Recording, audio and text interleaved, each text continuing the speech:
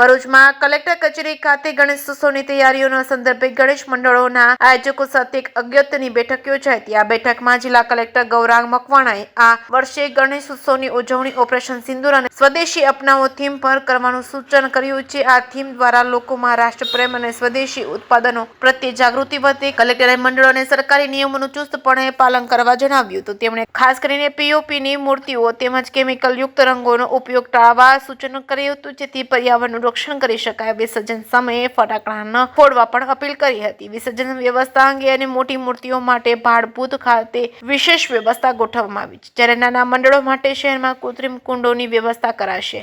વહીવટી તંત્ર દ્વારા શોભાયાત્રામાં માર્ગોનું રિપેરિંગ અને લાઇટિંગની વ્યવસ્થા કરવામાં આવશે। જે કે સિંહ ગુજરાતી સાથે કેતન મહેતા, ભરૂચ। આપણો દિવ્ય અને પ્રેરણાદાયક ઉત્સવ જે ગણેશોત્સવ હોય છે, જે શાંતિ, એકતા અને સૌહાર્દનું પ્રતીક છે, એ દર વર્ષની જેમ ધામધૂમથી આ વર્ષે પણ ભરૂચ જિલ્લામાં લોકો ઉજવવાના છે। એના સંદર્ભે આજે જે તમામ ગણેશ મંડળો છે એમની જોડે મીટિંગ રાખેલી અને એક સૂચનના ભાગરૂપે એમને સૂચન એવું કરવામાં આવેલું કે જો આ વખતનું થીમ ઓપરેશન સિંદૂર અને સ્વદેશી અપનાવો એના પર જો ભાર મૂકીને એ થીમને રાખવામાં આવે, એક દેશભક્તિની ભાવના પણ નાગરિકોમાં આવે અને આપણા જે સ્થાનિક ઉદ્યોગો છે, સ્થાનિક કારીગરો છે, એમને પણ ખૂબ લાભ થાય।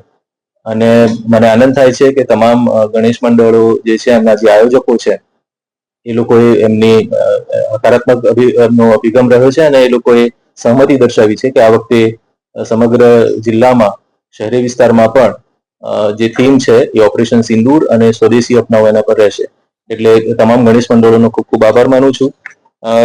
એ સિવાય આ વખતે ઘણા બધા જાહેરનામા બહાર પાડવામાં આવ્યા છે, જેમાં પીઓપીની મૂર્તિઓ ના હોય, સાથે સાથે 9 ફૂટથી વધારે ઊંચી મૂર્તિઓ ના હોય અને કાયદો વ્યવસ્થા જળવાઈ રહે એટલા માટે જાહેર રસ્તા પર ફટાકડા ફોડવા અથવા તો કેમિકલ યુક્ત જે કલર્સ વગેરે હોય છે એનો ઉપયોગ ના થાય એ બાબતના જાહેરનામા બહાર પાડવામાં આવેલા છે। તો એ બાબતે પણ એ લોકોને સમજૂત કરવામાં આવ્યા છે।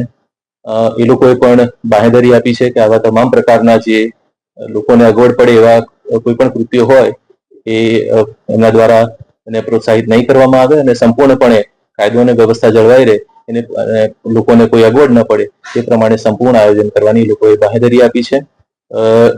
જે ભાડભૂત ખાતે આપણે જે વિસર્જનની વ્યવસ્થા કરવાની છે એના માટે પણ પૂરતી વ્યવસ્થા અમારા દ્વારા કરવામાં આવશે, તંત્ર દ્વારા કરવામાં આવશે। ડીજીવીસીએલના અધિકારીઓ, આરોગ્યના અધિકારીઓ, આરોગ્ય વિભાગના અધિકારીઓ, પોલીસ પ્રશાસન, આ સમગ્ર ટીમ જે પણ આયોજન થઈ રહ્યું છે એમાં મદદરૂપ બનવા માટે પૂરતા બંદોબસ્ત અને તમામ પ્રકારની વ્યવસ્થાઓ કરશે।